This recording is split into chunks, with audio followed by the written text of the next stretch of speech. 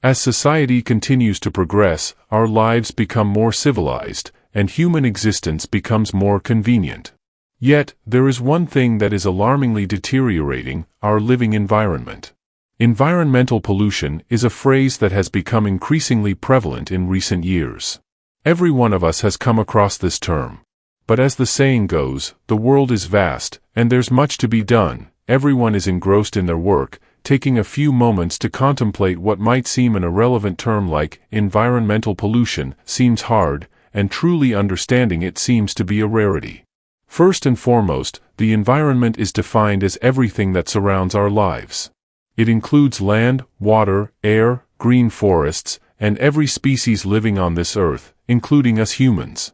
Therefore, environmental pollution essentially pertains to the negative changes in natural factors such as increasingly barren lands, rivers becoming waste repositories, factory smoke being released directly into the air, robbing it of its freshness, and the noise of vehicles and machinery drowning out the rustling of autumn leaves. Every day, simply turning on the TV or reading a newspaper reveals the current state of environmental pollution. Air pollution in big cities is increasingly alarming. A clear morning might look foggy, but it's merely due to dust and smog. Even long after the COVID pandemic, people haven't abandoned the habit of wearing masks because the air isn't fresh anymore. People in the highlands are worried every flood season due to landslides.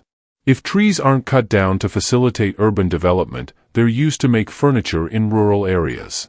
So, which forests remain to prevent erosion? The constant fear of landslides persists in people's minds. Then, there are the coastal residents. Already plagued by yearly storms and floods, now they have to sail farther offshore to catch fish because factories have polluted the waters near the coast, making it uninhabitable for fish. The environment is undergoing severe degradation. If we happen to come across such information, it would surely tug at our heartstrings. If we were to list the reasons leading to environmental pollution, the list would be endless, but to put it succinctly, it boils down to two words: human beings. That's right. The ecosystem on Earth has been cycling perfectly for millions of years, with Mother Earth evergreen and embracing all creatures. That remained the case until we appeared, or more precisely, since the desire to build a civilized world took root in human thought. Vast expanses of forests have been burned to make way for cultivation. Millions of trees have been felled to build structures since primitive times. Factories continue to increase production and thrive, leaving the inhalation of their smoke to the birds. Another reason adversely affecting the environment is the lack of public awareness in environmental protection. An adult nonchalantly throws trash into a lake, a child innocently imitates the action, and a fish below unintentionally swallows it. No one does it intentionally, it's all accidental. Each person is careless to some extent, while the rivers bear the brunt of the pollution. Just counting the losses in the tourism sector due to environmental pollution, our country loses $69 million annually. Imagine if that money wasn't wasted and instead invested in underprivileged children. The dreams of thousands of kids going to school would suddenly become a reality. Or if used for road planning, everyone could get home in time for dinner without getting stuck in post-work traffic. And yet, for many years now, governments and international organizations have been concerned and have implemented numerous measures to address environmental pollution.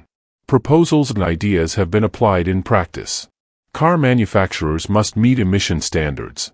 While the government still allows forest exploitation in some areas, for every large tree cut down, 4 saplings must be planted nearby. Environmental protection programs are broadcasted on television during prime time. Basic environmental protection concepts are included in the curriculum by the Ministry of Education to educate our future generations. Although the effectiveness of these measures hasn't been clearly seen, we remain hopeful that over time, public awareness will increase. In today's volatile and constantly changing economic era, the market isn't just a playground for giants anymore. Startups are sprouting like mushrooms, and their growth opportunities are immense. It would be wonderful if some of these young startups focused on the environment. Hence, I have only one suggestion: to save the environment, educate the youth properly. Talent is innate in every child from birth, but we should teach them values and knowledge, teach them to appreciate life's inherent beauty, and instill gratitude for Mother Nature. Let them know that while humans have devastated nature, the sun still gently shines, the flower in front of the house still blooms, the apple in the garden remains sweet, and the morning dew on the leaves is always clear. Educate them well, and they will mend the mistakes of their predecessors and heal this earth. Environmental pollution might seem like a distant issue, but upon closer inspection, it directly affects our lives. Writing when not on rote, literature is the bell that alerts humanity. Being less talented, I don't expect my writings to be labeled as literature. However, I hope my perspective influences some of the readers, prompting more people in society to care about the environment. Small collective efforts can lead to significant change. If we are gentle to Mother Nature, she will embrace us in return.